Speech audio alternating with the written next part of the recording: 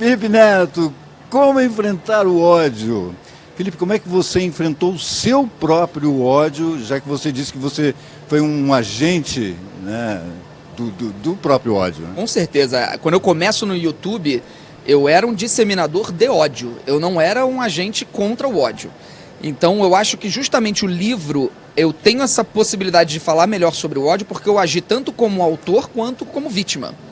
E eu tive que aprender que eu era um autor de ódio para poder desconstruir isso de mim.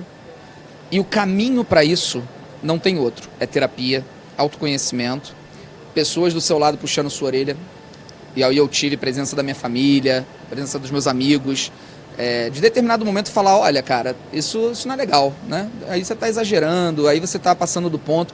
Então poder tomar as porradas que eu tomei foi fundamental para eu descobrir que eu estava num caminho errado. E essa trajetória está narrada no livro, né? Porque você enfrentar o ódio de fora é uma coisa, mas você enfrentar o ódio de dentro é uma jornada pela busca do autoconhecimento, né? O que motiva o ódio? É a inveja, é a angústia, é a frustração. Então tudo isso está narrado no livro. Eu espero que a pessoa que leia entenda, às vezes, que ela pode ser também uma propagadora de ódio e nem saber. Quando você se deu conta que você tinha ajudado na ascensão da extrema-direita, que momento foi esse?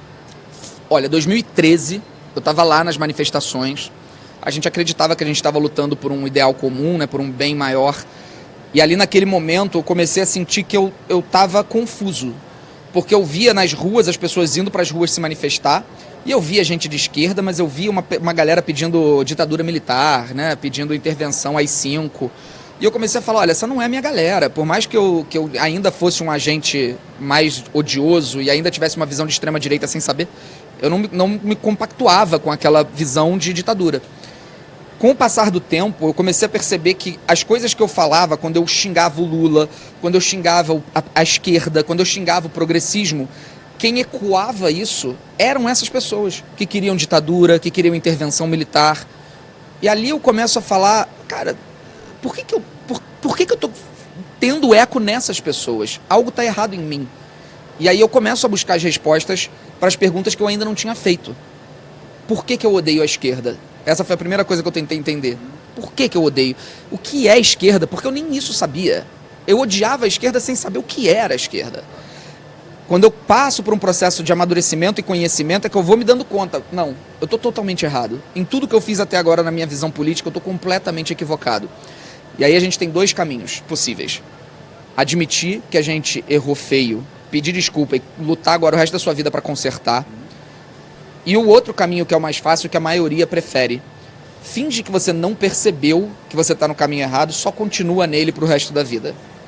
Você estaria mais rico até se tivesse optado por isso, por esse lado, mas você optou por outro. Eu estaria bem mais rico e eu estaria com muito mais seguidores nas redes sociais, principalmente, não no YouTube. Então, assim, só que eu tenho uma coisa que aí foi pai e mãe mesmo que me deram, que é consciência.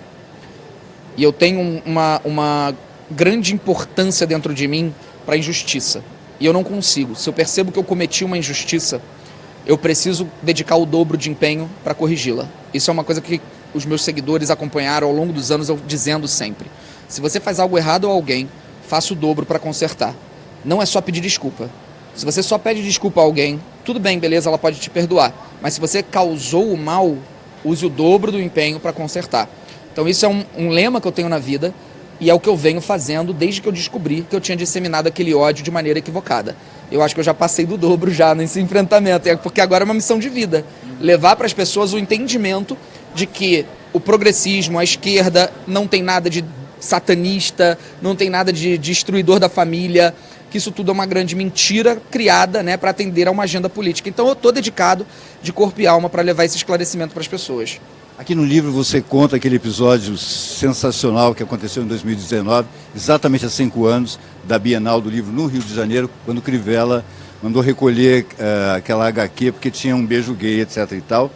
E você enfrentou o ódio homofóbico de uma forma... Como é que foi? Conta pra gente. Cara, 2019, acho que um dos anos mais importantes da minha vida, porque tem um antes e depois daquele ano em relação a como os bolsonaristas me enxergam.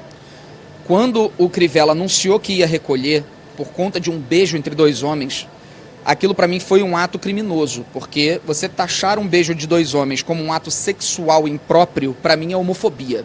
E o STF já igualou a homofobia ao crime de racismo. Então, para mim, isso é homofobia. E dentro dos meus privilégios de ser um homem cis, branco, hétero, se eu não luto para ajudar pessoas minorizadas, eu estou sendo um completo inútil. Essa é a verdade, porque eu estou sentado em cima dos meus privilégios e estou simplesmente aproveitando o que a vida me deu. Então eu preciso de alguma forma usar esse privilégio para ajudar quem precisa. Isso é o básico de qualquer pessoa que atinge um topo em qualquer área. Então ali eu vi que eu podia fazer alguma coisa. Ao invés de permitir que eles recolhessem os livros da Bienal de 2019, eu podia comprá-los todos e distribuí-los de graça. Mas eu não fui o único herói, eu não fui o herói dessa campanha. Quem foram os heróis foram as pessoas que receberam a minha ideia e executaram. Então foi a Alessandra Ruiz, foi o Everson Chaves e foram todos os voluntários que estavam na Bienal naquele dia, que eles conseguiram ensacar, colocar adesivo e entregar 14 mil livros antes que a polícia chegasse. Quando a polícia chega para recolher os livros, eles já tinham sido todos entregues. E a polícia chega com sacos de lixo, que era onde eles iam colocar os livros. Isso está detalhado no livro porque são partes da história que não foram contadas. Ninguém sabe que a polícia estava cheia de sacos de lixos pretos, o que seria extremamente simbólico, eles colocando livros em sacos de lixo. Então aquilo para mim foi talvez uma das atitudes que eu mais me orgulho na vida e que a partir dali eu passei a ser visto pelo bolsonarismo como uma real ameaça. E a partir dali eu começo a receber ameaças de morte muito sérias, eu começo a ser perseguido de uma forma que eu nunca tinha sido perseguido. Começam a me associar com pedofilia. Por quê? Porque na visão deles, se eu estou distribuindo livros que têm temática LGBTQIA+, para as pessoas, eu sou um agente pedófilo na visão dessas pessoas. É uma nojeira que não dá nem para descrever. E ali a minha vida vira outra a partir daquele momento, mas eu repetiria tudo sem dúvida nenhuma. A repercussão foi incrível, como a repercussão foi incrível quando você participou do Roda Viva, da TV Cultura, não é? Que você ganhou ainda mais haters entre os bolsonaristas por causa disso. O Roda Viva foi importante demais na minha vida, porque ele me fez falar para algumas pessoas, para muitas pessoas, que até então não tinham me ouvido, porque era um público que não estava acostumado a assistir meus vídeos ou me acompanhar em redes sociais. Então o Roda Viva foi uma projeção enorme para as pessoas entenderem, ele não é só um garoto que fala bobagem, ou ele não é só um cara que faz conteúdo para criança. Então aquilo motivou mais ainda o ódio dos bolsonaristas. Por quê? Porque foi como se o Roda Viva criasse para mim uma validação. Ele me endossou. E aquele endosso incomodou muito os bolsonaristas. Assim como o The New York Times, quando lançou meu vídeo, assim como a revista Time, quando me colocou na lista dos 100 mais influentes do mundo, isso para eles é aterrorizante, né? Porque é uma figura da esquerda ganhando essa importância. E é, na verdade, uma grande cortina de fumaça isso tudo, né? Porque essa importância quem me deu foi principalmente os próprios bolsonaristas. Ao me colocarem nessa importância, eles me elevaram a esse status. Então, o que eu tenho a dizer é que eu, de certa forma, agradeço por eles terem me traçado um alvo tão grande, porque também foi o que fez com que as pessoas tivessem curiosidade de saber o que eu estava falando. E a partir daí eu consegui cativar algumas pessoas para entenderem o que é essa extrema-direita e como a gente precisa enfrentá-la. Uma última questão aqui que eu quero muito saber de você, já que você é muito influente nas redes sociais, e você fala isso também aqui no livro, da extrema-direita, como a extrema-direita no ambiente do digital eles se dão bem. Por que é tão atraente, por que atrai tanto público as redes sociais, a extrema-direita nas redes sociais? Pensa o seguinte, imagina um homem, isso está no livro inclusive, um homem que se chama Jonathan, ele precisa pegar 2h30 de trânsito para o trabalho, trabalhar 9 horas seguidas, voltar a pegar mais 3 horas porque ele volta no horário de rush, ele chega em casa exausto, cansado e só quer dormir para poder no dia seguinte acordar e fazer a mesma coisa. Chega no fim de semana, não sobra dinheiro suficiente para ele fazer o que quer, então ele acaba tendo também uma monotonia, ele não consegue de fato encontrar aquilo que ele considera felicidade. Esse cara está vivendo um dia após o outro, sem tempo para poder pesquisar e se informar sobre determinados temas. O que é mais fácil para esse Jonathan? Ele vê uma imagem de um caixão de uma criança. E aí ele pensa, nossa, na rede social, eu nunca tinha pensado que fazem caixões em tamanhos infantis. Isso é um que a gente chama de bait. A extrema-direita vive de bait, cria iscas na internet.